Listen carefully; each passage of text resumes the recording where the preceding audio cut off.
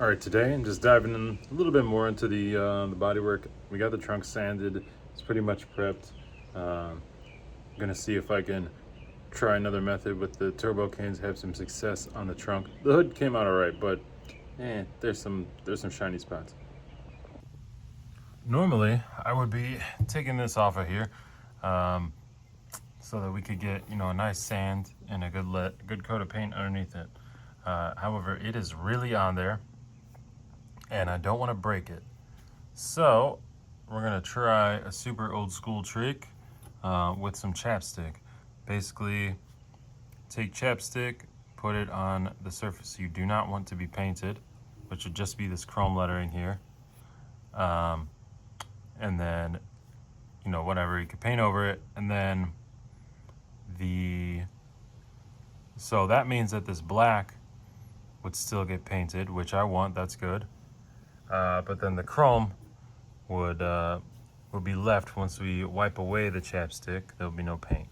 Then I might take like a gold paint marker and hit this Chevy badge with the gold paint marker. I think that would be a nice touch. But I really like the logo, how it looks. I don't want to really like paint over it or do anything too crazy. So I'm gonna try the chapstick, and we'll see how it works. I will be peeling off this stuff that's around the lock. There's actually a Monte Carlo trunk lock that I need to track down and get that on there because it's actually really fucking cool.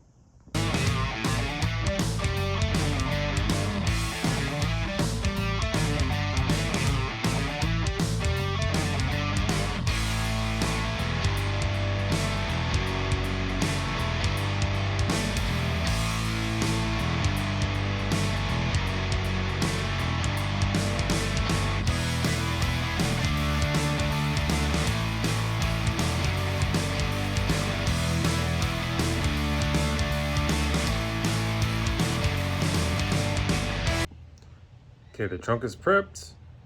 I got the chapstick on the emblem, hoping that works. Chapstick was melted as fuck. I'm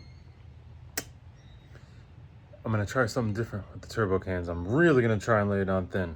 If this doesn't work, I'm just gonna go back to regular cans because the hood, I'm not really happy with how it dried, but I know why.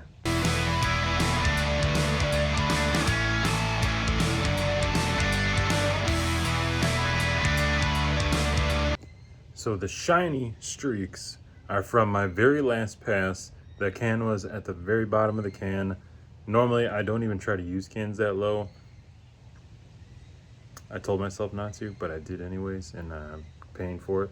However, that's fine. I'm probably just gonna light sand the hood and do another coat, but I'm gonna practice more on this trunk with getting the maybe I could try and get the coats from the turbo can a little thinner.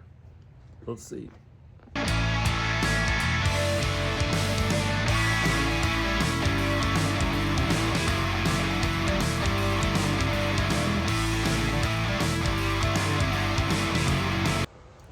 All right, so we're waiting on the trunk to dry. Looks pretty good. I don't really have much time to do anything else.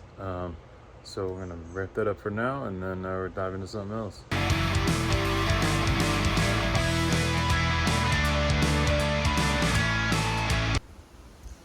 So we got these. They are mounts that allow a 6x9 to mount to the, whatever that is, 4x10 factory tiny speaker location. I'm pretty sure they go like that inside. Makes sense? Or maybe it's this way. Yeah, no, it had to be this way. Anyways, so we got these. I think the next step, just get these in, get the speakers in, and make sure she sounds good.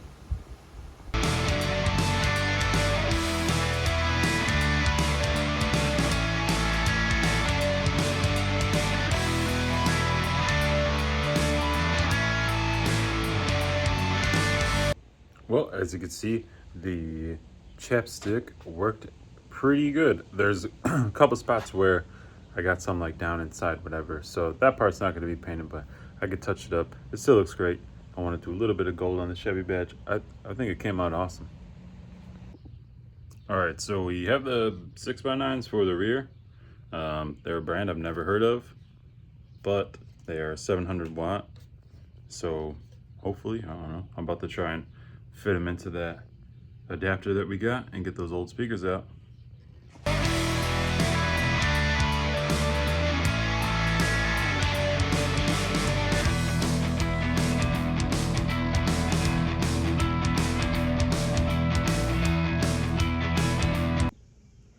Had to take a few minutes to get in this little area underneath the trunk here because there's like plants growing in here, so we're getting all that shit out of there.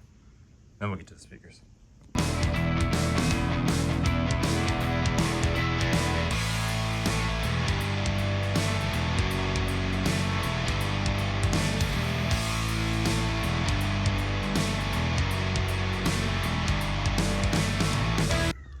All right, so I had to trim.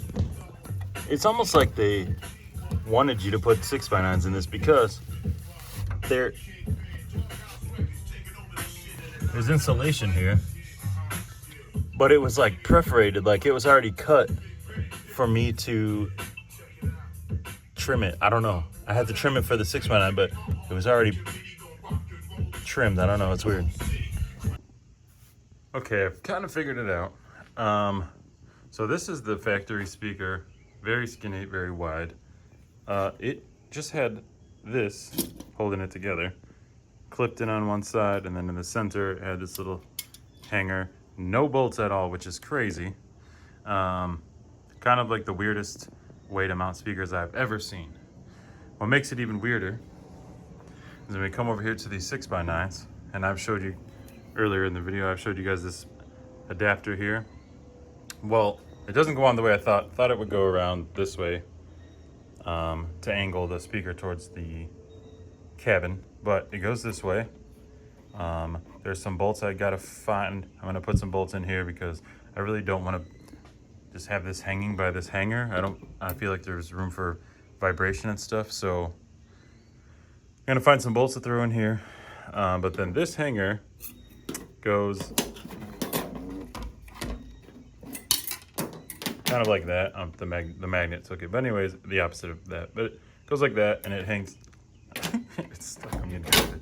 There we go. But anyways, so this hanger keeps tension on the speaker and keeps it up on the rear speaker deck, which again I think is kind of weird. But if I have any vibrations, I'm just gonna throw some self tappers or something to snug it up. All right. Well, we got it in. There was a lot of swear words involved. Kind of thankful I wasn't filming any of that. That was a pain in the ass. It doesn't look like much, but that was really a pain in the ass. So now I got to do the other one, and then we'll wire it up. Well, we couldn't get lucky enough that the OEM plug would plug right onto the speaker. You know, that would have been too good of luck. So basically, all I'm gonna do, cut the wires here as close as I can to the plug. Then I got these that fit the speakers, and we're gonna just make a little section, splice them together, plug it in, and then we'll be able to test them out.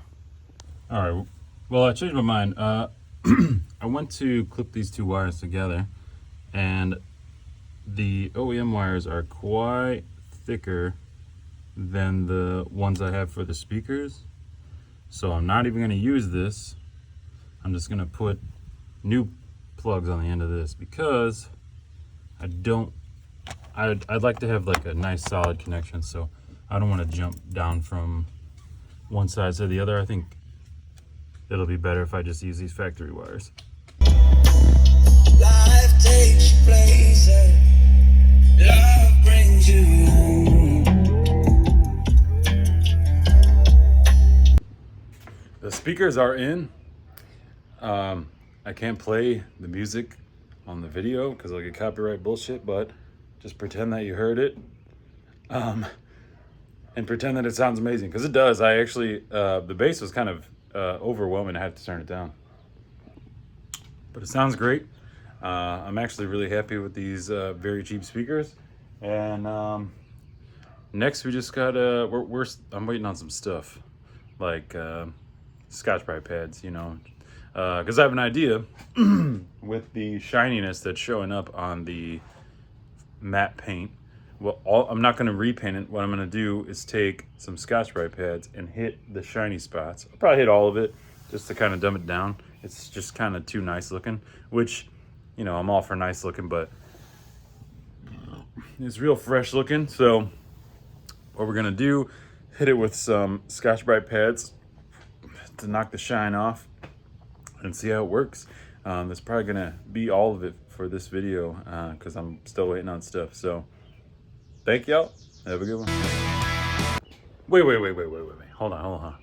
We still have one turbo can, okay? Now, as much as I've not really been super impressed with how they turn out, it might be different painting completely vertical. So we got one can left.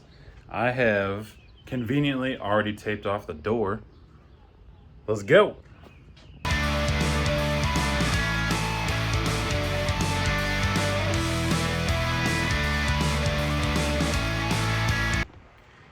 This went way smoother than the hood and the trunk. I think because there's less surface area, you know, I only did enough coats where I thought it was coated good and it wasn't like the bottom of the can. So it looks super smooth. I can't wait to see it dry. But yeah, we'll check it out in a second.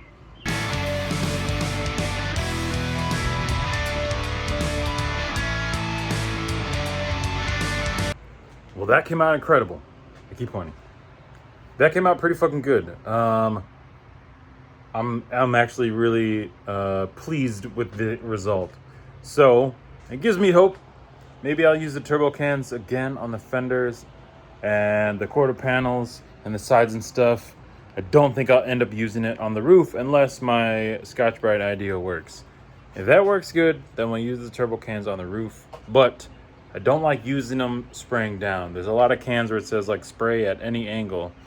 The turbo cans do not say that. So maybe I'll just resort to my old ways for the roof, unless the Scotch-Brite idea works out. But we have like half of the car one color, which is a plus. Still got a lot of work. So stick around. I appreciate y'all, and we'll see you next time.